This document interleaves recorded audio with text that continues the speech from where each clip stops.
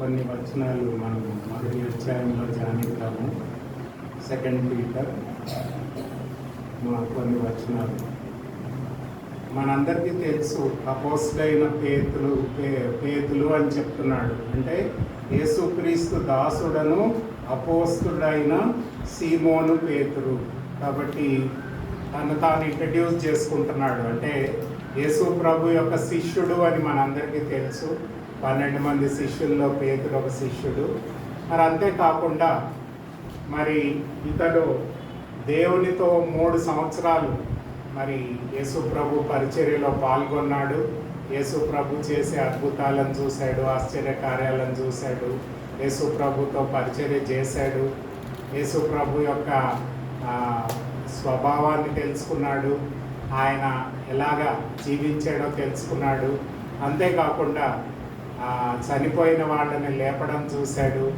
అంతేకాకుండా 12 మంది శిష్యుల్లో కూడా 3 శిష్యులు యేసు ప్రభుకు చాలా దగ్గరగా ఉన్నారు. మనందరికీ తెలుసు, పేతులు, యోహాను, యాకోబు. వీళ్ళ 3 ఆ రూపాంతర కొండ మీద కూడా వెళ్ళి యేసు ప్రభుని మహిమపరచడాన్ని చూశారు.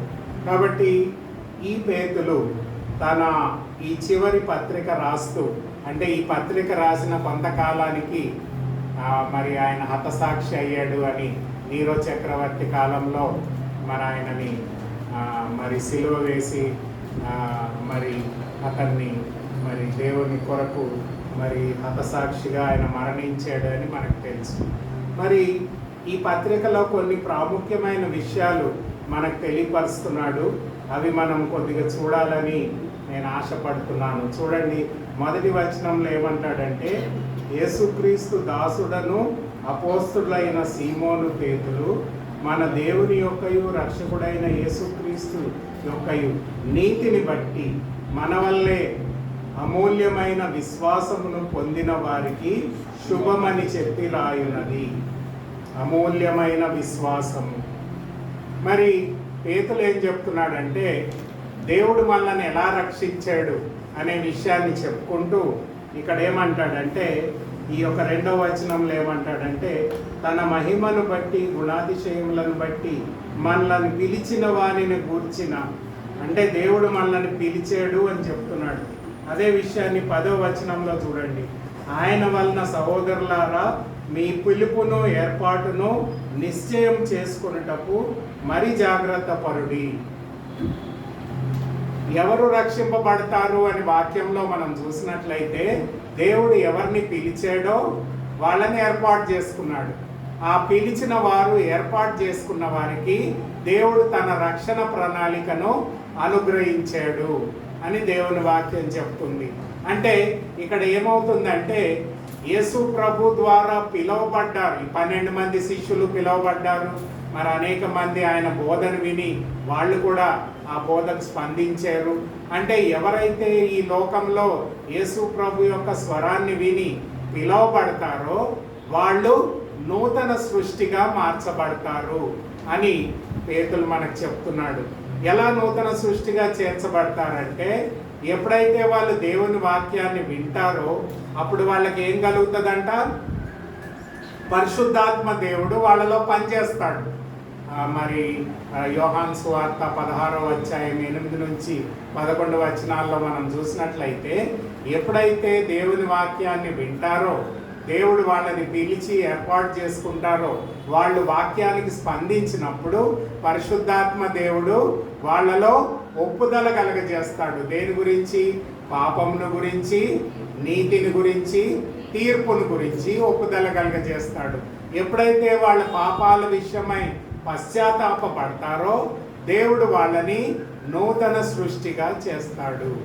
కాబట్టి ఎవరిని పిలిచి ఏర్పాటు చేసుకున్నాడో వాళ్ళని దేవుడు రక్షిస్తాడు, నూతన వ్యక్తిగా చేస్తాడు అని పేతులు చెప్తున్నాడు. మరి దేవుడు ఎలా నూతన సృష్టిగా చేస్తాడు అంటే, చూడండి, తీతుకు రాసిన గ్రంథం 3వ అధ్యాయము 5వ వచనంలో ఆ మాటను పౌలు మనకు చెప్తాడు. చూడండి, తీతుకు రాసిన గ్రంథం 3వ అధ్యాయము 5వ వచనం, మనని నీతిని అనుసరించి చేసిన క్రియల మూలముగా కాక తన కనికరం చొప్పుననే పునర్జన్మ సంబంధమైన స్నానము ద్వారాను పరిశుద్ధాత్మ మనకు నూతన స్వభావము కలుగజేయుట ద్వారాను మనలను రక్షించెను. చూడండి, ఎవరైతే దేవుని వాక్యానికి స్పందిస్తారో దేవుని ఆత్మ వాళ్ళలో పనిచేసి ఏం చేస్తుందమ్మా? పునర్జన్మ సంబంధమైన స్నానాన్ని అంటే పరిశుద్ధతను కలుగజేస్తుంది అని చెప్తున్నాడు. అదే మాటను 1 యోహాను పత్రిక 1:9 కూడా ఏమంటారంటే, ఎవరైతే తమ పాపాలు ఒప్పుకుంటారో వారందరికీ కూడా దేవుడు ఏం చేస్తాడు? తన రక్తంలో కడిగి పరిశుద్ధపరుస్తాడు. మన పాపములను మనము ఒప్పుకున్న ఎడల ఆయన నమ్మదగిన వాడును నీతిమంతుడు గనుక మన పాపములను క్షమించి సమస్త దుర్నీతి నుంచి మనలను పవిత్రులుగా చేయును. అంటే ఇదే మాటను ఈ తీతు గ్రంథంలో పౌలు రాస్తున్నాడు. పునర్జన్మ సంబంధమైన స్నానం ద్వారా మనల్ని నూతన వ్యక్తిగా చేస్తాడు దేవుడు. ఎవరినైతే ముందుగా ఏర్పాటు చేసుకున్నాడో, ఎవరినైతే పిలిచాడో వారిని దేవుడు నూతన వ్యక్తిగా మారుస్తాడు. వారికి పాప క్షమాపణ దయచేస్తాడు, వాళ్ళకి విమోచన దయచేస్తాడు అని దేవుని వాక్యం చెప్తుంది. మన పాపాలు క్షమించడమే కాకుండా పాపము నుంచి, దుర్నీతి నుంచి, మరణం నుంచి, సాతాను నుంచి, లోకము నుంచి మనకి వేరుదల కలిగజేస్తాడు. మనం వేరు చేయబడతాం. కాబట్టి ఈ పునర్జన్మను యేసు ప్రభు ద్వారానే మనం పొందుకుంటాము, మన ద్వారా కాదు. చాలాసార్లు మనం ఏమనుకుంటామంటే రక్షణ మన సొంత కార్యం అని అనుకుంటాము. కానీ దేవుడు తన ఆత్మ ద్వారా మనకి పునర్జన్మ సంబంధమైన స్నానం ద్వారా మనకి రక్షణను కలుగజేస్తాడు, పాప క్షమాపణ కలుగజేస్తాడు, విమోచన కలుగజేస్తాడు. పాపము నుంచి, సాతాను నుంచి, లోకం నుంచి, శరీరం నుంచి మనకు విడుదల కలుగజేస్తాడు అని దేవుని వాక్యం చెప్తుంది. ఈరోజు ఎవరైతే యేసు ప్రభు ద్వారా పిలువబడ్డారో, ఏర్పరచబడ్డారో వాళ్ళు నూతన సృష్టిగా చేయబడాలి అని దేవుని వాక్యం చెప్తుంది. మరి ఈ నూతన సృష్టిగా చేయబడిన వారికి ఏం కలుగుతుందంట? ఇప్పుడు అది అక్కడి నుంచి పేతురు మనకు స్టార్ట్ చేశాడు. ఎవరైతే దేవుని ద్వారా నూతన సృష్టిగా చేయబడతారో వాళ్ళకి ఏం కలుగుతుందంట? మొట్టమొదటి వచనంలో చెప్తాడు, నీతిని, యేసుక్రీస్తు యొక్క నీతిని బట్టి మన వలనే అమూల్యమైన విశ్వాసమును పొందిన వారికి శుభమని చెప్పి రాయున్నది. రక్షింపబడిన ప్రతి విశ్వాసికి దేవుడు తన యొక్క విశ్వాసాన్ని పరంగా అనుగ్రహిస్తాడు. Salvation is free gift of God. అంతేకాకుండా ఎవరైతే ఆయన నమ్ముకుంటారో వాళ్ళకి విశ్వాసం అనే వరాన్ని ఇస్తాడు. Faith is a gift from God. దేవుని ద్వారా దేవుని యొక్క విశ్వాసాన్ని మనం పొందుకున్నాము. ఎఫెసీ 2:8 ఏమంటాడంటే మనము దేవుని ద్వారా ఉచితంగా పొందుకున్న వరము అని చెప్తాడు. ఇది మీ వలన కలిగినది కాదు కానీ దేవుని వరమే అని చెప్తాడు. చూడండి, ఎఫెసీ పత్రిక 2:8 మనకి ఈ మాటని చెప్తాడు. చూడండి, పౌలు ఏమంటున్నాడు? మనము విశ్వాసము ద్వారా కృపచేతనే రక్షింపబడి ఉన్నాము. ఇది మీ వలన కలిగినది కాదు, ఇది దేవుని వరమే. అంటే రక్షణే కాకుండా విశ్వాసము కూడా దేవుడిచ్చే వరమే. అందుకని ఏమంటున్నాడంటే అమూల్యమైన విశ్వాసం, ప్రెషస్ ఫెయిత్.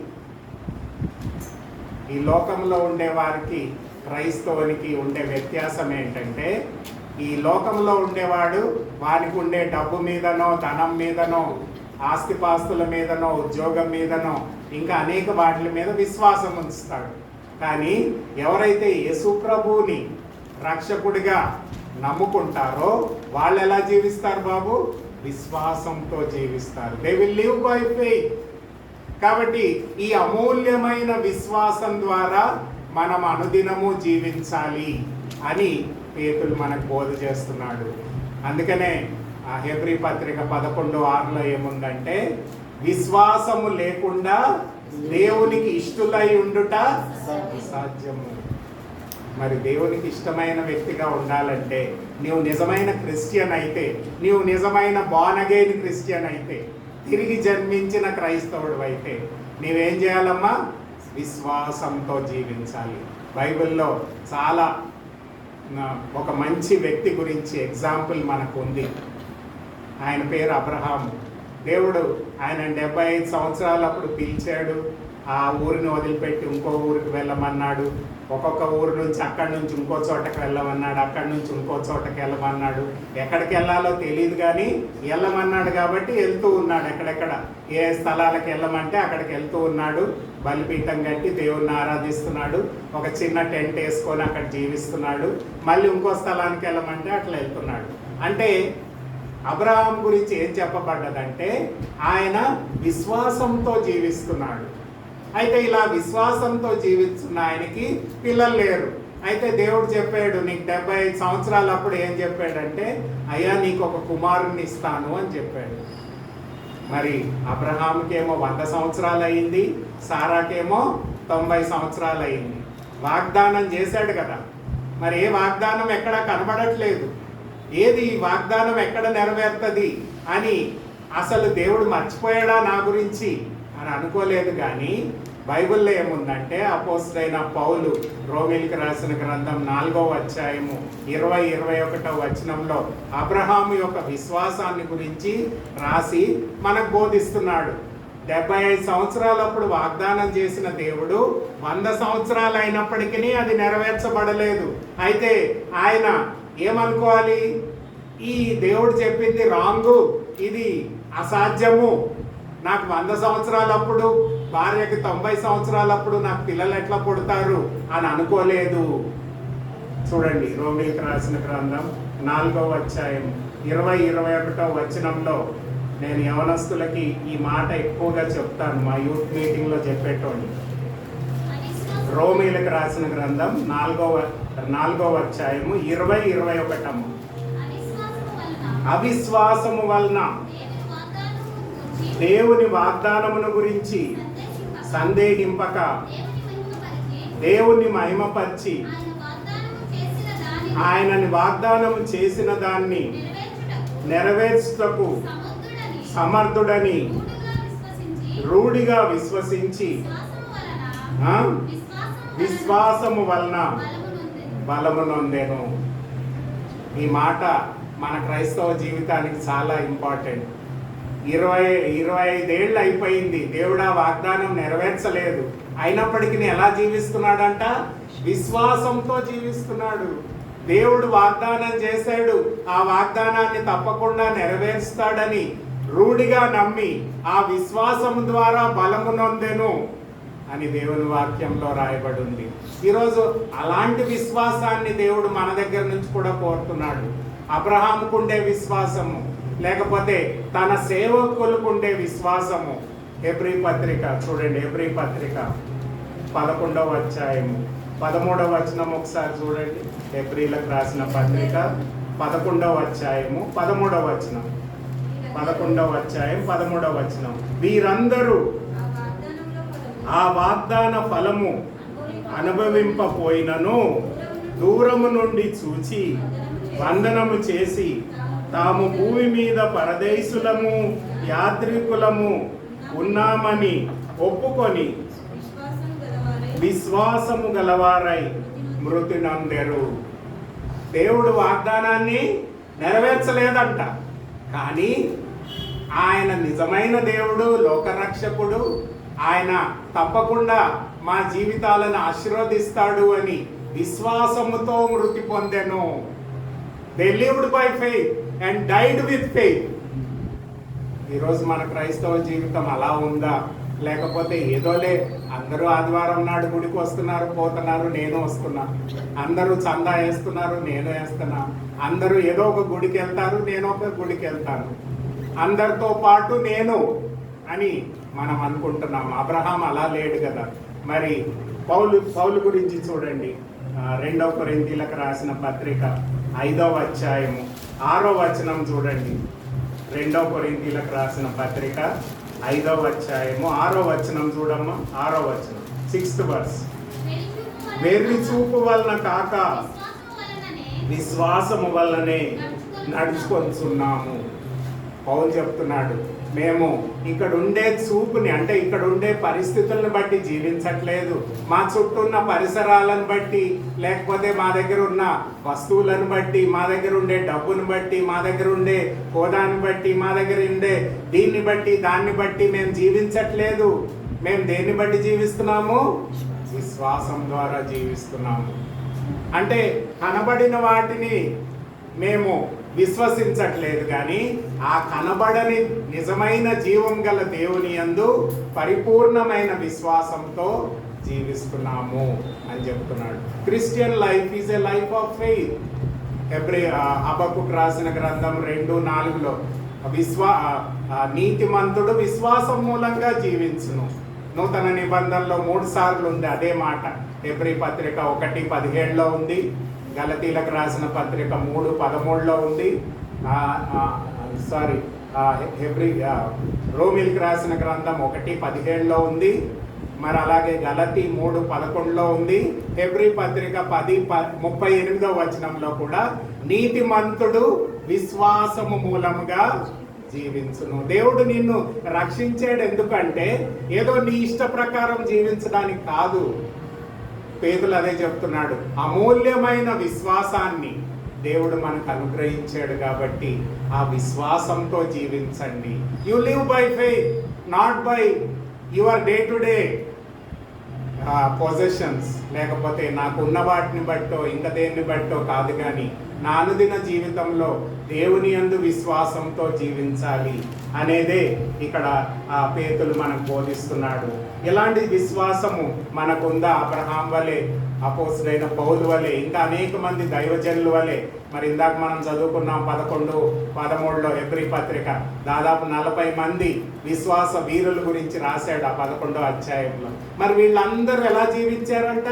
విశ్వాసంతో జీవించారు. Christian life is a life of faith. అనుదినము నీ జీవితంలో విశ్వాసంతో ప్రారంభించాలి, విశ్వాసంతో అంతం కావాలి. అప్పుడు దేవుడు నీ జీవితాల్లో అద్భుత కార్యాలు, ఆశ్చర్య కార్యాలు చేయగలడు అని దేవుని వాక్యం చెప్తుంది. విశ్వాసంతో జీవించండి.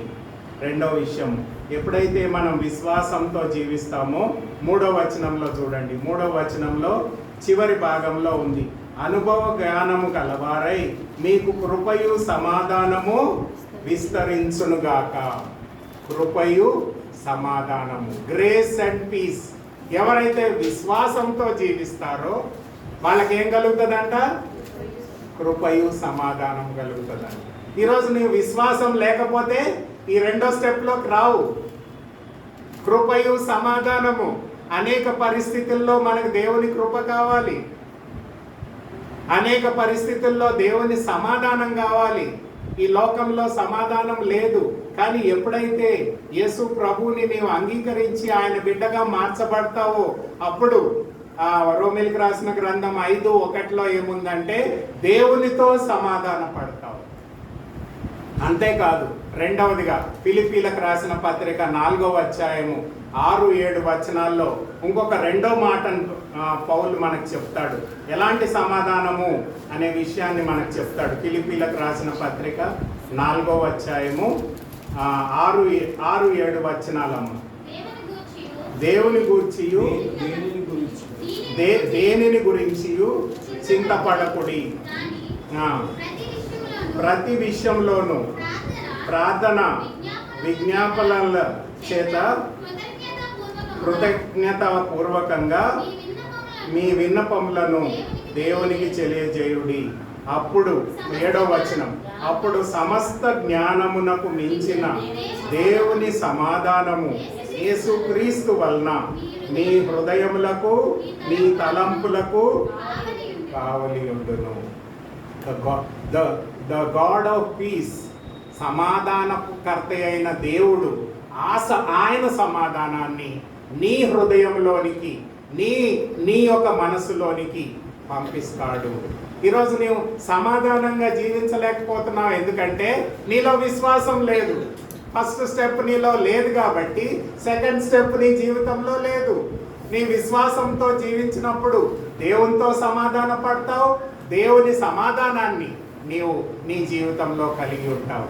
అంతేకాదు అనుదినము నీవు చేసే ప్రతి కార్యంలో దేవుని కృప నీకు తోడై ఉంటుంది. The grace of God will be available to each one of us. చూడండి యోహాను సువార్త మొదటి అధ్యాయము, యోహాను సువార్త మొదటి అధ్యాయం 16-17 వచనాల్లో చూడండి.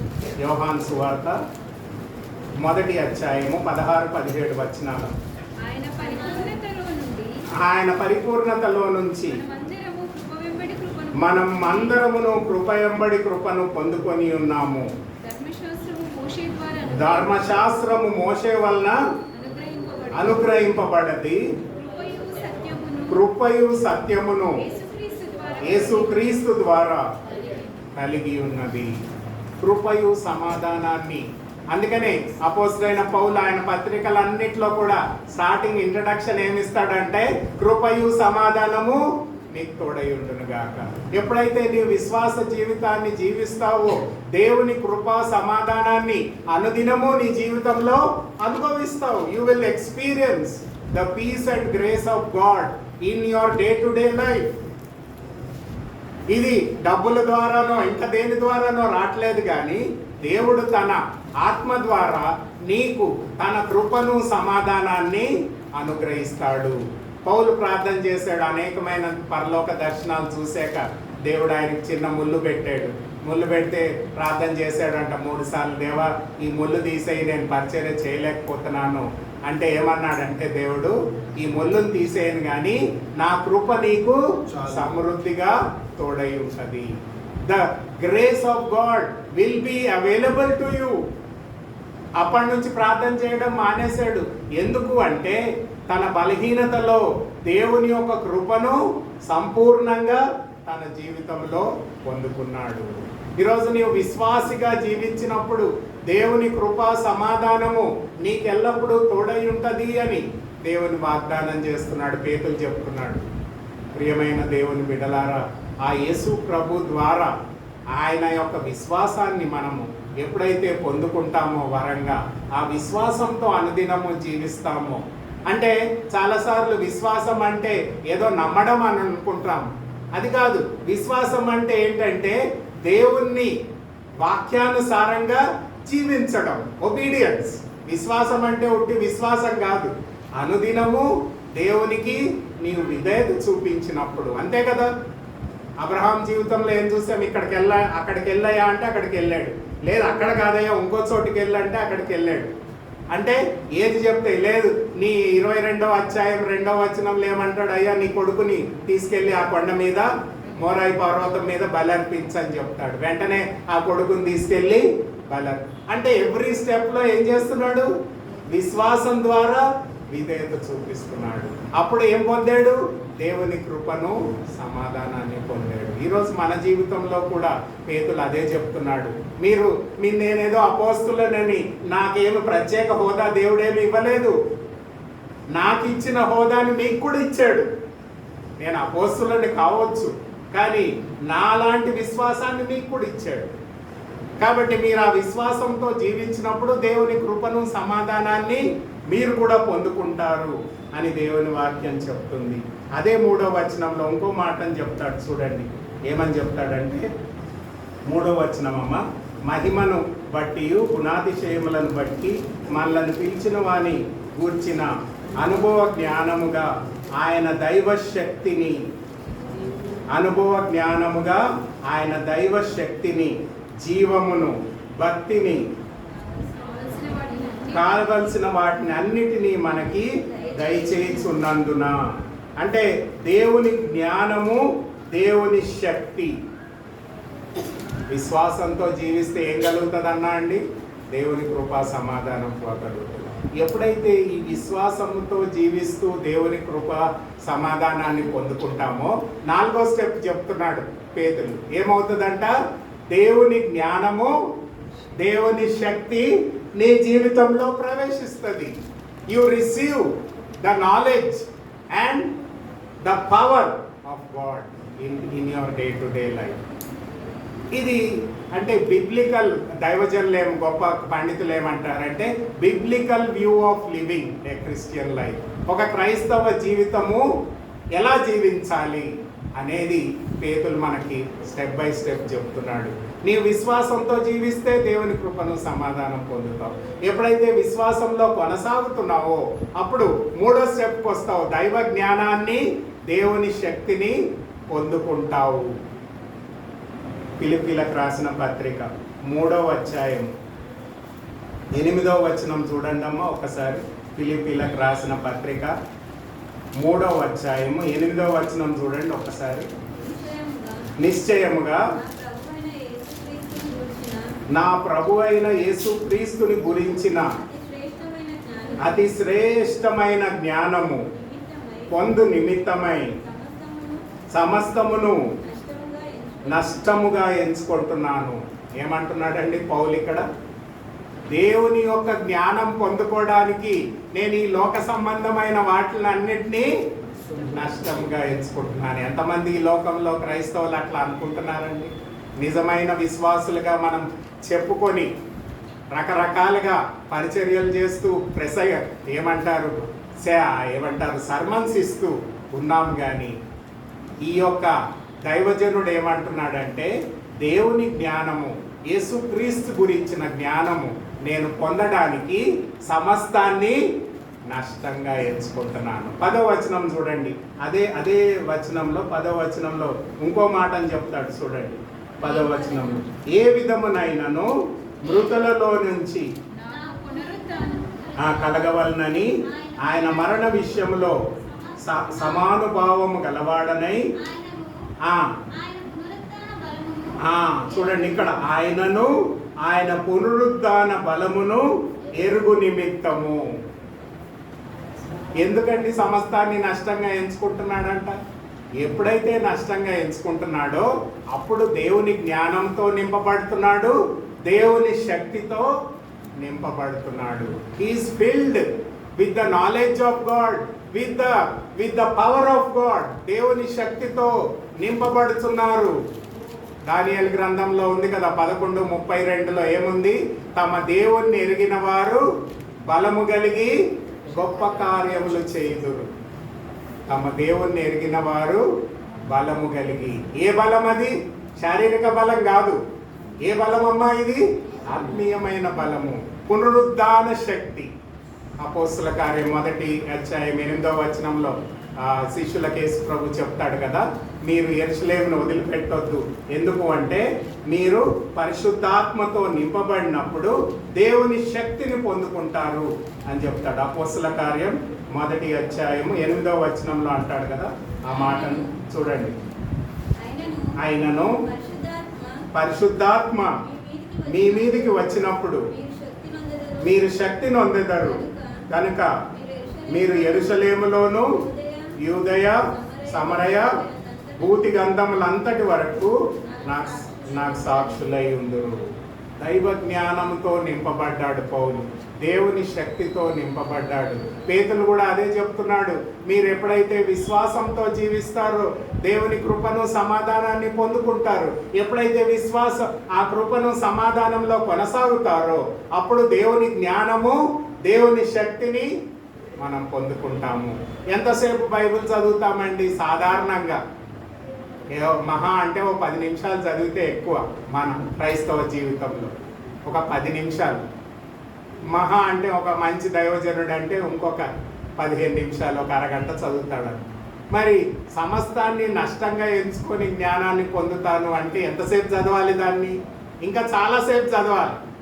అంటే ఆ దైవ జ్ఞానం ఎందుకు పొందుతున్నానంటే ఆ దైవ జ్ఞానం ద్వారా దేవుని శక్తి నాలో పనిచేస్తుంది. I will receive the power of God. అందుకనే ఈ ఫిలిప్పీ 4:13లో ఏమంటాడు? నన్ను బలపరచు వాని యందు నేను సమస్తము చేయగలను. Everything I can do. నాకు ఏది కావాలో అది నేను చేసుకోగలను. ఎందుకు? నాలో ఏముంది? దేవుని శక్తి ఉంది. I have the power of lord Jesus Christ. ఈరోజు మన జీవితంలో అలాంటి క్రైస్తవ జీవితాన్ని కలిగి ఉండాలని పేతురు చెప్తున్నాడు, అపోస్తలుడైన పౌలు కూడా చెప్తున్నాడు. దేవుని యందు అమూల్యమైన విశ్వాసాన్ని అనుదినము కలిగి ఉండాలి. దేవుని ద్వారా, ఆ విశ్వాసం ద్వారా దేవుని యొక్క కృపను, సమాధానాన్ని మన జీవితంలో అనుభవించాలి. ఆ కృపను, సమాధానాన్ని అనుభవించడమే కాకుండా దేవుని జ్ఞానాన్ని, శక్తిని మనం పొందుకొని జీవించాలి అని దేవుని వాక్యం చెప్తుంది. ఈరోజు మన క్రైస్తవ జీవితం అలా ఉందా? Is it like that? అలాంటి క్రైస్తవ జీవితాన్ని జీవిస్తున్నామా? లేదా అందరి వలె 90% జీవించే క్రైస్తవుల వలె మనం కూడా జీవిస్తున్నామా అనేది మనం ప్రశ్నించుకోవాలి. దేవుని యొక్క అమూల్యమైన విశ్వాసాన్ని కలిగి మనం జీవిస్తున్నామా? కృపను, సమాధానాన్ని పొందుకుంటున్నామా? దైవ జ్ఞానాన్ని, శక్తిని పొందుకోవడానికి ఇష్టపడుతున్నామా అనేది మనం ప్రశ్నించుకోవాలి. ఎప్పుడైతే వాటిని పొందుకుంటావో అప్పుడు ఏమవుతుందంట? 4వ వచనం చూడండి.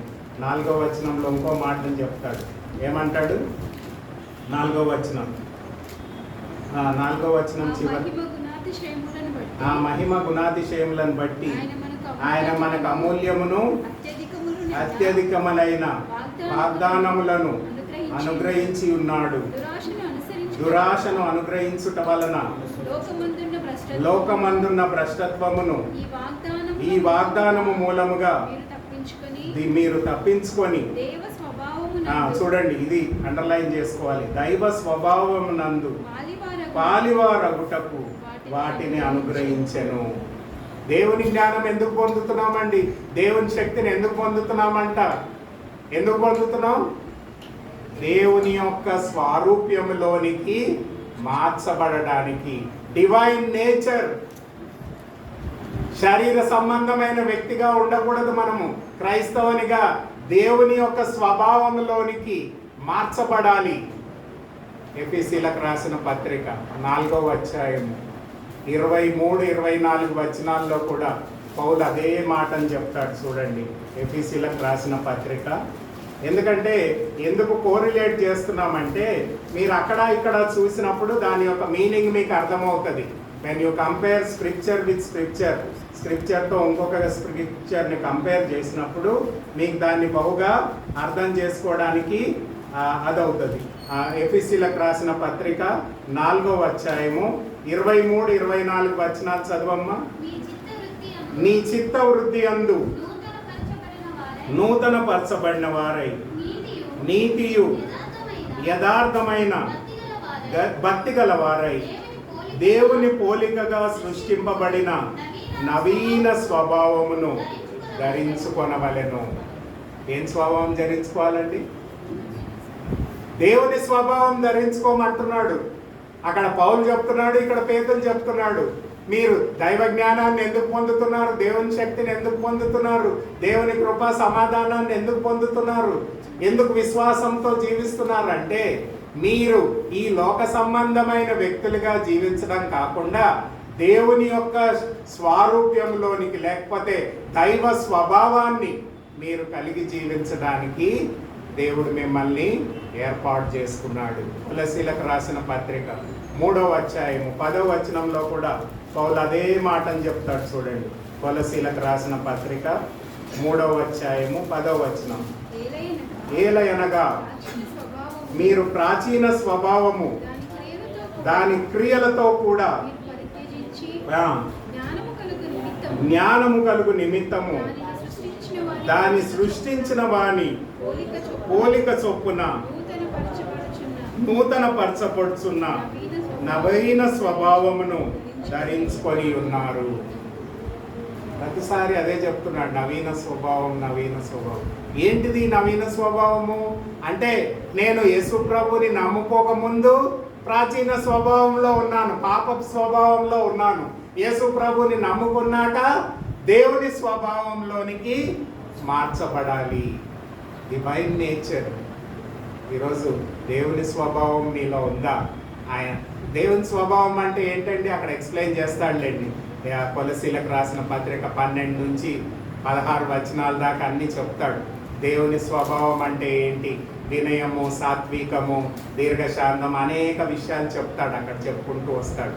మనం అదేం డిస్కస్ చేయం. కానీ అంటే దేవుని స్వభావాన్ని మనం కలిగి ఉండాలి, క్రీస్తు స్వభావాన్ని మనం కలిగి ఉండాలి. అంటే యేసు ప్రభువుని మనం రిఫ్లెక్ట్ చేయాలి. అప్పుడే నీవు నిజమైన క్రైస్తవుడివి, నిజమైన విశ్వాసివి అని లోకం తెలుసుకుంటుంది. నీవు పబ్లిసిటీ చేసుకోకపోయినా సరే దేవుడు నిన్ను వాడుకుంటాడు. You need not publicize, but God will use you because you are transformed into the likeness of Jesus Christ. Yesu ప్రభు యొక్క స్వారూప్యంలోనికి మనం మార్చబడాలి. ఇంకొక 2-3 మాటలు చెప్పి ముగిస్తాను.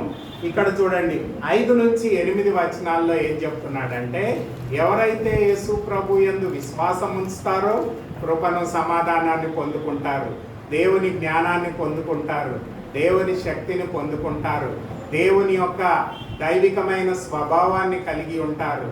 అంతేకాకుండా ఇక్కడ ఏం చెప్తున్నాడంటే 5 నుంచి 8 వచనాల్లో ఏం చెప్తున్నాడంటే, యేసు ప్రభువుని నమ్ముకున్న వారు అనుదినము ఆత్మీయంగా అభివృద్ధి పొందుతారు. స్పిరిచువల్ గ్రోత్, ఎదిగేవాడవుగా ఉండాలి. క్రైస్తవ జీవితంలో ఒకవేళ నీవు ఎదగకపోతే పడిపోతావు. కాబట్టి అనుదినము ప్రతి విషయంలో నీవు ఎదగాలి. ఏమేమి ఎదగాలంట చూడండి, ఇక్కడ చెప్తున్నాడు. కొన్ని 7 విషయాలు చెప్పాడు. మీరు ఒక్కొక్కటి మళ్ళీ దీర్ఘంగా ఇంటికి వెళ్ళాక కూడా చదువుకోవచ్చు వీటిని. అయితే 5వ వచనం చూడమ్మా. ఈ హేతువ చేత మీ మట్టుకు మూరు పూర్ణ జాగ్రత్త గలవారై. చూడండి, మీ విశ్వాసం అందు ఎక్కడ స్టార్ట్ చేశాడు? విశ్వాసంతో స్టార్ట్ చేశాడు. మళ్ళీ ఇక్కడ ఏమంటున్నాడు? సద్గుణమును, మంచితనము, గుడ్నెస్. చెడుతనం ఉండకూడదు నీలో. ఎప్పుడు నువ్వు చెడు ఆలోచనలు, చెడు తలంపులు, చెడు కార్యాలు చేయడానికి నీవు నేను పిలువబడలేదు. మనం మంచిని చేయడానికి పిలువబడ్డాము. సద్గుణమును, అంతేకాకుండా సద్గుణమునందు జ్ఞానమును, దేవుని జ్ఞానాన్ని మనం పొందుకోవాలని మనం చెప్తూ ఉన్నాం ఇప్పటిదాకా. దేవుని జ్ఞానమందు ఇంకా ఆశా నిగ్రహము, అంటే సెల్ఫ్ కంట్రోల్. అంటే క్రైస్తవ జీవితము ఏదో అన్ని దేవుడే చేస్తాడని కాదు. మనము కొద్దిగా కంట్రోల్ ఉండాలి, డిసిప్లిన్ ఉండాలి, క్రమశిక్షణ ఉండాలి. క్రమశిక్షణ లేకుండా నీవు జీవిస్తే నీవు నిజమైన క్రైస్తవుడు కాదు. God is asking you to have a self discipline in your life. పొద్దున లేవంగానే రాత్రి పడుకునేదాకా నీ కార్యక్రమం అంతా కూడా క్రమశిక్షణతోని నీవు జీవించాలి. మిలిటరీలో మీరు ఉన్నట్లయితే కొంతమంది, మా కజిన్ ఉన్నాడు, పొద్దున్న లేవగానే నుంచి రాత్రి పడుకునేదాకా వాళ్ళు ఏమేం చేయాలి, ఏ ఎక్సర్సైజ్ చేయాలి, ఏ ట్రైనింగ్ పొందాలి, ఏ విధంగా నడుచుకోవాలి, ఎన్ని మినిట్స్లో భోజనం తినాలి, ఎన్ని మినిట్స్లో భోజనం తినాలి, ఇవన్నీ కూడా ట్రైనింగ్ ఇస్తారు వాళ్ళు. ఎందుకు ఆయన పోయి యుద్ధం చేయాలి, ఏదో కూర్చోడానికి కాదు, పోయి యుద్ధం చేయాలి. ఆ యుద్ధం చేయడానికి కావాల్సిన సామగ్రిని వాళ్ళు ట్రైనింగ్లో ఇస్తారు. అయితే ఆ సామగ్రిని పొందుకోవడానికి ఏం కావాలి? అతనికి క్రమశిక్షణ కావాలి, డిసిప్లిన్ కావాలి. నేను అందరిలా పడుకొని 9 గంటలకు లేస్తా అంటే కుదరదు. నువ్వు 4 గంటలకే లేవాలి. అందుకని ఇక్కడ ఏమంటున్నాడంటే సద్గుణమును జ్ఞానమును, జ్ఞానమునందు ఆశా నిగ్రహము, సెల్ఫ్ అంటే డిసిప్లిన్. అంతేకాకుండా ఆశా నిగ్రహం అప్పుడు సహనమును, పేషెన్స్. సహనం అంటే ఏంటండి? ఇందాక చెప్పాను, అబ్రహాంకి వాగ్దానం చేశాడు 75 ఏళ్ళు అప్పుడు. మరి ఎప్పుడు దాకా ఆగాడు? 100 సంవత్సరాలు. 25 సంవత్సరాలు ఏంటిది? అది ఓపిక ఉండాలి. మనం ఏంటంటే ఇట్లా ప్రార్థన చేయగానే వెంటనే జవాబు రావాలి. అంతేగాని దేవుడు ఏమంటున్నాడు? నీకు అసలు ఓపికే లేదు, నిన్నెట్లా నేను వాడుకుంటాను. మరి మోషేను ట్రైనింగ్ చేశాడు కదా, మోషేను ట్రైనింగ్ చేశాడు. ఎందుకు? ఐగుప్తులో ఉండే ఆ ఇశ్రాయేల్ ప్రజల్ని విమోచించడానికి. ఎన్నేళ్ళు ట్రైనింగ్ చేశాడండి? 80 సంవత్సరాలు ట్రైనింగ్ ఇచ్చాడు. అంటే ఆ 40 ఇయర్స్ అప్పుడు బయటకు వచ్చాడు. బయటకు వచ్చినప్పుడు 40 సంవత్సరాలు ఆ గొర్రెలను గాయడము, మళ్ళీ మామగారి దగ్గర బతకడము. ఎంత అవమానం అండి! ఒక ప్రిన్స్, ఈజిప్ట్కి అవ్వాల్సిన ఫరో ఎక్కడ బతుకుతున్నాడు? ఒక చిన్న గొర్రెల కాపరిగా బతుకుతున్నాడు. ఎక్కడ బతుకుతున్నాడు? మామగారి ఇంట్లో ఉంటున్నాడు అల్లుడు. ఎంత దయనీయమైన అంటే ఆయనకి దేవుడు అలా ట్రైనింగ్ 40 సంవత్సరాలు ఇవ్వబట్టి ఏమైంది? అతను ఆ 80 ఏళ్లకి ఆ ఫరోతో మాట్లాడి వాళ్ళని ఐగుప్తి బానిసత్వంలోంచి విడిపించడానికి దేవుడు ఆయనని 40 సంవత్సరాలు ట్రైనింగ్ ఇచ్చినప్పుడు మోషేకి ఏం కావాలి? సహనం కావాలి. సహనం కావాలి కదా. ట్రైనింగ్ ఇస్తున్నానంటే దేనికోసం? నువ్వు సహనంతో ఉన్నప్పుడే. ఈరోజు మనం కంప్యూటర్ యుగంలో ఉన్నాము. ఈరోజు నేను బటన్ నొక్కితే నాకు వెంటనే 5 నిమిషాల్లో దాని రిజల్ట్ రావాలి. క్యూలో నిలబడం మనం అంతా ఆటోమేటిక్గా అయిపోవాలి. మరి ఈ 40 సంవత్సరాలు ఎలా ఉన్నాడండి? ఓపికతో ఉన్నాడు. అప్పుడు దేవుని దర్శనాన్ని ఇచ్చాడు. అప్పుడు ఆయన ఐగుప్తుకి వెళ్ళి వాళ్ళని విమోచించడానికి దేవుడు వాడుకున్నాడు. ప్రియమైన దేవుని బిడ్డలారా, సహనమునందు భక్తిని. భక్తి అంటే ఏంటండి? దేవుని యందు భయభక్తులు కలిగి జీవించాలి. అసలు భక్తి లేదు, శ్రద్ధ లేదు మన క్రైస్తవులకి. ఎందుకు అంటే దేన్ని వినరు. దేవుని యందు భయభక్తులు కలిగి జీవించడం అనేది చాలా ప్రాముఖ్యము. సామెతల్లో సొలొమోన్ చెప్పేది ప్రాముఖ్యమైన విషయం ఏంటంటే ఫియర్ ఆఫ్ ద లార్డ్. దేవుని యందు భయభక్తులు కలిగి జీవించండి. దేవుని యందు భయభక్తులు కలిగి మీరు లేకపోతే దేవుడు మిమ్మల్ని వాడుకోడు. సహనమందు భక్తిని, భక్తినందు సహోదర ప్రేమను. ఈరోజు సంఘాల్లో సహోదర ప్రేమ లేదు. ఎంతసేపు ఒకరికొకరు పడట్లేదు, ఒకరికొకరు విభేదాలు, సంఘాలు చీలిపోతున్నాయి, అనేకమైన కోర్టు కేసుల్లో వెళ్తున్నాయి. ఎందుకు? వాళ్ళలో ఏం లేదు? సహోదర ప్రేమ లేదు. సహోదర ప్రేమ అంటే ఏంటి? అడ్జస్ట్ అవ్వట్లేదు. ఆయన ఎవడు నాకు చెప్పేది? నాకు అన్నీ తెలుసు, ఆయన చెప్పక్కర్లే, నేనే నడిపించగలను అని మనం ఒకరికొకరము విభేదాలు పడుతున్నాము. మరి సహనమును సహోదర ప్రేమను, అంతేకాకుండా చివరిగా ఏమంటాడండి? దయను. అక్కడ ఇంగ్లీష్లో ఏముందంటే లవ్. దేవుని ప్రేమను అమర్చుకోనండి. అంటే ఇవన్నీ చేసినప్పుడు ఏమవుతుందంటే దేవుడు తన ప్రేమతో నిన్ను నింపుతాడు. దేవుని యొక్క మరి అగాపే ప్రేమ నీలో ప్రవహిస్తుంది. యోహాన్ రోమిల్కి రాసిన గ్రంథం 5:5లో పరిశుద్ధాత్మ వలన దేవుని ప్రేమ మన హృదయంలో కుమ్మరింపబడుచున్నది. దేవుని ప్రేమతో మనం నింపబడాలి. అంటే ఈ స్టెప్స్ అన్నీ పాస్ అయ్యాక ఏమొస్తుందమ్మా? దేవుని ప్రేమ వస్తుంది. This is the pattern for growth. ఆత్మీయంగా నీవు ఎదగాలంటే ఈ స్టెప్పులన్నీ చెప్పాడు. విశ్వాసమునకు, మళ్ళీ ఒకసారి చదువుదామా? సద్గుణమును, సద్గుణమునందు జ్ఞానమును, జ్ఞానమునందు ఆశానిగ్రహము, ఆశానిగ్రహమునందు సహనమును, సహనమునందు భక్తియు, భక్తి యందు సహోదర ప్రేమను, సహోదర ప్రేమ యందు దయను లేక ప్రేమను అమర్చుకోనండి. ఇది క్రిస్టియన్ గ్రోత్ యొక్క పొటెన్షియాలిటీ. అంటే ఆత్మీయంగా మనం ఎదగాలంటే ఈ స్టెప్స్ అన్నిట్లో మనము పాస్ అవుతూ పోవాలి. ఇదేదో మనము జస్ట్ 1 నిమిషంలో అయిపోయేది కాదు, కానీ దేవుడు వీటిలన్నింటినీ కూడా నీకు నేర్పిస్తూ ఉంటాడు. You will grow in your Christian life through these parameters. ఈ యొక్క గుణలక్షణాలు, 7 గుణలక్షణాలు నీవు కలిగి ఉన్నప్పుడు నీవు ఆత్మీయంగా ఎదుగుతావు. ఎప్పుడైతే ఈ గుణలక్షణాలు కలిగి ఉంటామో 4 విషయాలు జరుగుతాయి. 4 విషయాలు జరుగుతాయి. 9వ వచనంలో మొట్టమొదటి చెప్తాడు, ఫలభరితమైన జీవితాన్ని కలిగి జీవిస్తాము. ఫ్రూట్ఫుల్నెస్. మన జీవితంలో ఫ్రూట్ ఎందుకు లేదు? ఇవన్నీ లేవు కాబట్టి. దేవుని విశ్వాసం ఉందా? దేవుని కృప సమాధానం ఉందా? దైవ జ్ఞానం ఉందా? దేవుని శక్తి ఉందా? దేవుడు కోరిన మరి ఇవన్నీ గుణలక్షణాలు మనలో ఉన్నాయా? ఉన్నప్పుడు ఏమవుతుందంట? మన జీవితము ఫలభరితమైన ఫ్రూట్ఫుల్ లైఫ్. ఫలభరితము. అందుకని 9వ వచనంలో ఏంటంటే కింద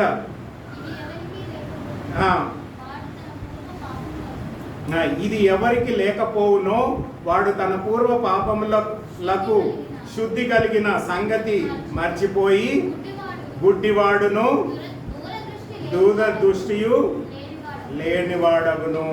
అంతేకాకుండా అదే 8వ వచనంలో కూడా ఉంది ఏంటంటే సోమరులను నిష్ప్రయోజుల కాకుండా చేయును. 8వ వచనం చూడమ్మా. అవి మీకు కలిగి విస్తరించిన ఎడల అవి మన ప్రభు అయిన యేసును గూర్చిన అనుభవ జ్ఞానము విషయంలో మిమ్మల్ని సోమరులైనను నిష్ఫలులైనను కాకుండా చేయును. అంటే దాని మీనింగ్ ఏంటంటే ఫ్రూట్ఫుల్ లైఫ్, ఫలభరితమైన జీవితాన్ని దేవుడు దయచేస్తాడు. ఈరోజు ఈ స్టెప్స్ మన జీవితంలో ఉండాలి. అప్పుడు నీవు ఫలిస్తావు. నీవు ఎవరికి అడ్వర్టైజ్ చేసుకోవక్కర్లేదు. ఆటోమేటిక్గా దేవుని కొరకు నీవు ఫలిస్తావు. అంతేకాకుండా 9వ వచనంలో ఏమంటావు? దూరదృష్టి గలవాడగును. మన ఆత్మీయ నేత్రాలు తెరవబడతాయి. స్పిరిచువల్ విజన్, ఆత్మీయమైన దర్శనం. ఈరోజు మనం ఫిజికల్గా చూస్తున్నాం. మీరు నన్ను చూస్తున్నారు, నేను మిమ్మల్ని చూస్తున్నాను. కానీ మనము ఎప్పుడైతే దేవుని బిడ్డగా ఆత్మీయంగా ఎదుగుతామో అప్పుడు ఏమవుతుందండి? నేను ఇతరులని ఆత్మీయంగా చూడగలుగుతాను. I can have a spiritual vision in my life. ఆత్మీయమైన నేత్రాలను దేవుడు నీకు అనుగ్రహిస్తాడు. అందుకనే ఎప్పుడైతే ఆ సమరయ స్త్రీతో మాట్లాడుతున్నాడో, శిష్యులు వెళ్ళి భోజనం తెలిసారో, యేసు ప్రభు ఏమన్నాడు? ఇదిగో విస్తారమైన కోత అక్కడ ఉంది, కానీ పనివారు లేరు. ఆ విస్తారమైన కోత ఎవరికి కనిపిస్తుంది? యేసు ప్రభుకి కనిపిస్తుంది, కానీ శిష్యులకి కనబడట్లేదు. ఈరోజు మన ఆత్మీయ నేత్రాలు తెరవబడాలి అని దేవుని వాక్యం చెప్తుంది. మరి ఎప్పుడైతే మన ఆత్మీయ నేత్రాలు తెరవబడతాయో అప్పుడు ఏమవుతుందంట? చూడండి, 11వ వచనం చూడమ్మా.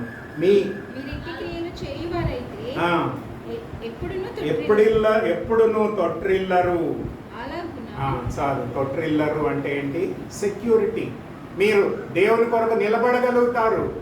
ఆత్మీయంగా మీరు ఎప్పుడైతే ఎదుగుతారో ఫలభరితమైన జీవితాన్ని కలిగి జీవిస్తారు, ఆత్మీయమైన దర్శనాన్ని కలిగి జీవిస్తారు. అంతేకాకుండా మీరు స్థిరంగా ఉంటారు, పడిపోరు. ఇందాక నేను చెప్పాను, ఎవరైతే ఎదుగుతారో వాళ్ళు స్థిరంగా ఉంటారు. ఎవరైతే వెనకకు వెళ్తారో, బ్లాక్ స్లైడింగ్ అవుతారో వాళ్ళు పడిపోతారు.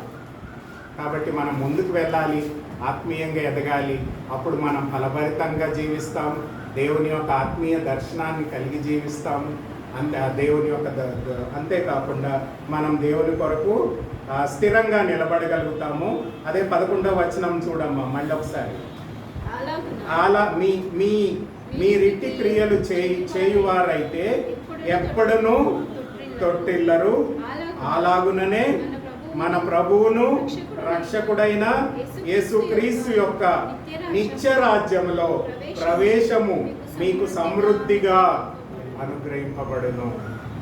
చాలామంది క్రైస్తవులు ఏమంటారంటే, నేను యేసు ప్రభువుని నమ్ముకున్నాను, ఎందుకు అంటే నేను మంచిగా జీవిస్తానా, లేకపోతే ఎలా జీవిస్తాను, ఏం చేస్తాను, అవన్నీ నాకు అవసరం లేదండి. నేను యేసు ప్రభువుని ఎందుకు నమ్ముకున్నానంటే, నేను ఈ లోకాన్ని విడిచిపెడితే పరలోకానికి వెళ్ళాలి. That is the only goal in my life. కానీ దేవుడు పేతులు ఏమంటున్నాడంటే, మీరు ఈ స్టెప్పులన్నీ ఫాలో అయినప్పుడు మీరేమవుతారు? మీరు పరలోకంలో ఉన్నతంగా. చూడండి, ఎవరన్నా మెడల్ గెలిస్తే ఏం చేస్తారు? వాళ్ళని ఊరేగింపుగా తీసుకెళ్తారు వాళ్ళ ఇంటికి, అంతే కదా.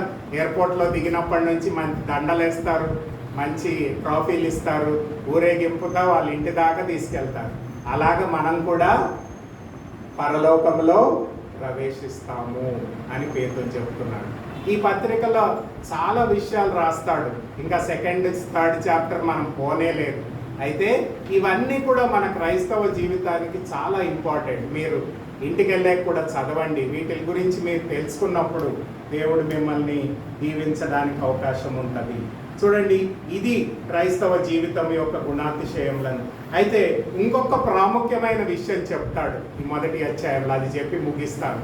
ఏమంటాడంటే, దేవుడు నాకు అనేకమైన అవకాశాలు ఇచ్చాడు. అంటే 3 సంవత్సరాలు దేవునితో ఉన్నాను, దేవుని అద్భుతాలను చూశాను, చనిపోయిన వాళ్ళని లేపడం చూశాను, 5,000 మందికి ఆహారం పెట్టడం చూశాను. అనేకమైన లోకంలో ఆయన ఉన్నంతకాలం అన్నీ చూశాను. అంతేకాకుండా నేను ఆయన కొండ మీద తీసుకెళ్ళినప్పుడు ఆ రూపాంతర కొండ అనుభవాన్ని కూడా చూశాను. అక్కడ కూడా తండ్రి అయిన దేవుడు బహు గంభీరమైన శబ్దంతో చెప్పడం విన్నాను. ఏంటి? ఇదిగో ఈయన నా ప్రియ కుమారుడు, ఈయన యందు నేను ఆనందిస్తున్నాను అనే శబ్దం కూడా చూశాను. ఇవన్నీ నేను అనుభవించాను. కానీ ఈ అనుభవాలన్నిటికంటే కూడా దేవుని వాక్యము గొప్పది. The word of God is bigger than all these experiences. నేను ఎన్నో అద్భుతాలు చూశాను, దేవుడు నన్ను కూడా వాడుకున్నాడు. నేను కూడా అద్భుతాలు చేశాను, నేను కూడా రకరకాలమైన మనుషులకి వాక్యం చెప్పాను.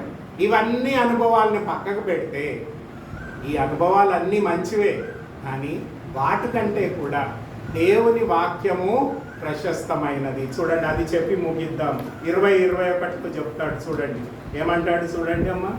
20-21 ఇంకా పైనుంచి చెప్తాడు. 16 నుంచి 21లో ఇవన్నీ చెప్తాడు. అయితే ఈ 20-21లో మెయిన్గా చెప్తాడు. చూడండి, ఒకడు తన ఊహను బట్టి చెప్పుట వలన లేఖనములు ఏ ప్రవచనమును పుట్టదని మొదట గ్రహించుకొనవలెను. ఏలయనగా ప్రవచనము ఎప్పుడును మనుషుని ఇచ్చని బట్టి కలగలేదు గాని మనుషులు పరిశుద్ధాత్మ వలన ప్రేరేపింపబడిన వారై దేవుని మూలముగా పలికిరి. ఏం చెప్తున్నాడండి 2 వచనాల్లో?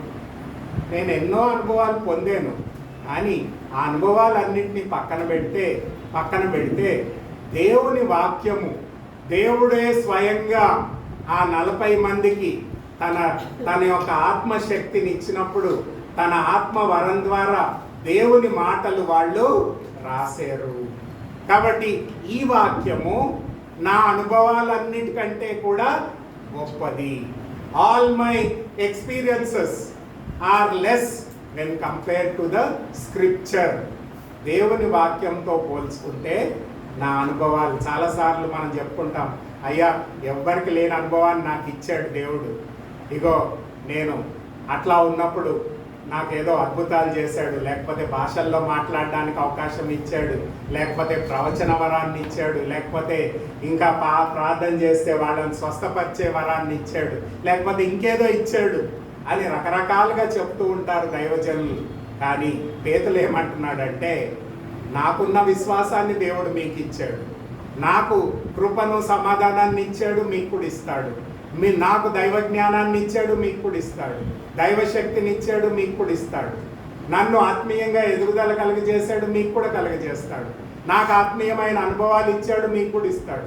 కానీ వాటికంటే కూడా మీరు దేవుని వాక్యాన్ని అధికంగా ప్రేమించాలి, గౌరవించాలి, ధ్యానించాలి, నెమరు వేసుకోవాలి. ఎందుకంటే ఇది దేవుని వాక్యము అని ఆయన ఈ మొదటి అధ్యాయంలో చెప్తున్నాడు. ప్రియమైన దేవుని బిడ్డలారా, అనేక సార్లు మనం దేవుని వాక్యాన్ని చదువుతాం, కానీ ఏ ఉద్దేశంతో చదువుతాము? దేవా ఏమో దాంట్లో దేవుడు ఏమన్నా నాకు మేలు చేస్తాడేమో, లేకపోతే ఏదన్నా ఒక వరుస వస్తుందేమో, దాని ద్వారా దేవుడు నాకు మేలు జరుగుతుంది, అది ఉండొచ్చు, కాదని అనట్లేదు. కానీ దేవుని వాక్యాన్ని, దేవుని ఉద్దేశాన్ని తెలుసుకోవడానికి మనం చదవాలి. నా సొంత ఉద్దేశాల కోసం నేను చదవట్లేదు, కానీ దేవుని జ్ఞానము, దేవుని శక్తిని పొందుకున్న నేను దేవుని యొక్క సంకల్పాన్ని, దేవుని యొక్క చిత్తాన్ని, దేవుని యొక్క నడిపింపును, దేవుని యొక్క ఉద్దేశాన్ని తెలుసుకోవడానికి ఈ వాక్యాన్ని చదవాలి అని దేవుని వాక్యం. నేను ఆ కోర్స్ చదివినప్పుడు ఒక దైవజనుడు ఈ మాటను చెప్పాడు, అది నాకు బాగా టచ్ అయింది. ఏంటంటే, నీ సొంత ఉద్దేశాలతో బైబిల్ని చదవకూడదు, కానీ దేవుని ఉద్దేశాన్ని, దేవుని యొక్క సంకల్పాన్ని, దేవుని యొక్క నిత్యమైన ప్రణాళికను తెలుసుకోవడానికి మీరు దీన్ని ధ్యానించాలి అని దైవజనుడు చెప్పాడు. ఇక్కడ పేతులు ఏం చెప్తున్నాడంటే, నా సొంత అనుభవాలన్నిటికంటే కూడా దేవుని వాక్యము గొప్పది. ప్రార్థన చేసుకుందాం, కళ్ళు మూసుకుందాం, ప్రార్థన చేసుకుందాం. ఇంకా చాలా విషయాలు చెప్పాడు, మళ్ళీ ఒకసారి కూడా చూద్దాం. కొన్ని మాటలు మనం ధ్యానించాము. దేవుడు ఒకవేళ మనతో మాట్లాడితే, దేవా నేను విశ్వాసంతో జీవించడానికి నాకు సహాయం చేయి. దేవా నీ కృపను సమాధానాన్ని నా జీవితంలో పొందుకోవడానికి నాకు సహాయం చేయి. దేవా నీ జ్ఞానాన్ని శక్తిని పొందుకోవడానికి నాకు సహాయం చేయి. దేవా నీ యొక్క స్వారూప్యంలోనికి దైవ స్వభావాన్ని కలిగి జీవించడానికి నాకు సహాయం చేయి. నీవు కోరిన ఆత్మీయమైన గుణలక్షణాలను ఆత్మీయ ఎదుగుదలలోనికి రావడానికి నాకు సహాయం చేయి. దేవా నీవు నీ వాక్యములో ప్రభువా నేను ప్రేమించి దాన్ని ధ్యానించుటకును, ఆ వాక్యం ద్వారా నేను ఆత్మీయంగా బలపడటకును, ఆ వాక్యం ద్వారా అనేకులకి ఆశీర్వాదకరంగా ఉండుటకును నాకు సహాయం చేయమని మనం దేవుణ్ణి కోరుకోవాలని దేవుని వాక్యం చెప్తుంది. ఆ కృపను మనము ఇక్కడి నుంచి వెళ్ళకముందు ఈ యొక్క మాటలను మనము నిర్లక్ష్య పెట్టక ఆత్మీయంగా దీన్ని ధ్యానించి దీని ప్రకారం మనం నడుచుకున్నప్పుడు దేవుడు మనని, మన కుటుంబాన్ని, మన సంఘాన్ని, మన పరిచర్యని, మన సహవాసాన్ని అభివృద్ధి పరుస్తాడు అని దేవుని వాక్యం చెప్తుంది. అలాంటి కృపను దేవుడు మనకు వ్యక్తిగతంగా దయచేయాలని, కుటుంబంగా దయచేయాలని, సంఘంగా దయచేయాలని నేను ప్రార్థిస్తున్నాను. కళ్ళు మూసుకుందాం, ప్రార్థన చేద్దాం. దయగలిగిన ప్రభువా, అపోస్తలుడైన పేతులు ప్రభు అనేకమైన విషయాలు చెప్పాడు. మేము కొన్నే తెలుసుకున్నాం, ఇంకా అనేకమైన విషయాలు మేము తెలుసుకోవలసిన వారమై ఉన్నాం. ప్రభువా మీ కృపను మాకు దయచేయండి. మీ అమూల్యమైన విశ్వాసాన్ని మేము నిర్లక్ష్యపరచకుండా అనుదినము మా ఆత్మీయ జీవితంలో మీ యందు విశ్వాసం కలిగి జీవించడానికి, విశ్వాస వీరులుగా జీవించడానికి మా ఒక్కొక్కరికి సహాయం చేయండి. మీ కృపను సమాధానాన్ని అనుదినము పొందడానికి మా ఒక్కొక్కరికి సహాయం చేయండి. ఆత్మీయమైన జ్ఞానాన్ని పొందుకొని ప్రభువా మీ పరిశుద్ధాత్మ శక్తితో ఆ పునరుద్ధాన శక్తిని అపోస్తులకు, మరి అంతేకాకుండా ఆదిమ సంఘంలో ఉండే విశ్వాసులకు మీరు దయచేశారు కనుక ఈరోజు కూడుకున్న మాకు కూడా ఆ యొక్క శక్తిని, ఆ యొక్క జ్ఞానాన్ని మాకు అనుగ్రహించమని మేము కోరుతున్నాము. మీరు కోరిన విధంగా ప్రభువా మా జీవితంలో ఆత్మీయంగా ఎదిగే క్రమాన్ని మేము కలిగి ఉండడానికి ప్రభువా మాకు సహాయం చేయండి. క్రమశిక్షణతో జీవించడానికి ప్రభువా, అంతేకాకుండా సహోదర ప్రేమను కలిగి జీవించడానికి దేవా మీ పరిపూర్ణమైన అగాపే ప్రేమతో నింపబడ్డానికి మా ఒక్కొక్కరికి సహాయం చేయండి ప్రభువా. అనుదినము మీ వాక్యంలో ఉండే ఆ ఉన్నతమైన గుణలక్షణాలను మేము కలిగి ప్రభువా వాక్యాన్ని ధ్యానిస్తూ నెమరు వేసుకుంటూ దీని ప్రకారం ఎల్లప్పుడూ జీవించే భాగ్యాన్ని మాకు దయచేయండి. అప్పుడు మా జీవితంలో ఫలాన్ని చూస్తాము ప్రభువా, ఆత్మీయమైన దర్శనాన్ని మేము కలిగి ఉంటాము. అంతేకాకుండా ప్రభువా నీ నిత్య రాజ్యంలో మేము ప్రవేశించగలుగుతాము. ఈ లోకంలో అనేకమైన సమస్యలు, ఇబ్బందులు వచ్చినప్పటికీ మేము స్థిరంగా నిలబడి నీ కొరకు ఈ లోకంలో జీవించినంత కాలము స్థిరంగా నిలబడి ప్రభువా ఈ లోకాన్ని విడిచిపెట్టాక నీ యొక్క నిత్య రాజ్యంలోనికి మేము ప్రభువా శ్రేష్టంగా ప్రవేశించడానికి మా ఒక్కొక్కరికి సహాయం చేయమని, చేరి వచ్చిన చిన్న మందను దీవించండి, పరిచర్యను దీవించండి, సహవాసాన్ని దీవించండి, నీరు కట్టి ఫలింపజేయండి ప్రభువా. సంఘాన్ని విస్తరించండి, అనేకమైన నూతన వ్యక్తులతో నడిపించండి ప్రభువా. సంఘాన్ని మీరే బలపరచండి, ఆత్మీయంగా మీరే అభివృద్ధి పరచండి ప్రభువా. అనేకులకి ఫలభరితమైన జీవితాన్ని ఈ సంఘంలో ఉండే విశ్వాసులు జీవించడానికి మీరే సహాయం చేయండి. సంఘ సరిహద్దులను విశాలపరిచి మీ నామానికి మహిమ తెచ్చుకొని మీరే మహిమ, ఘనత, ప్రభావాలు పొందుకొనమని నజరేయుడైన యేసు పరిశుద్ధ నామములో అతి వినయంగా బ్రతిమాలి వేడుకొంచున్నాము తండ్రి.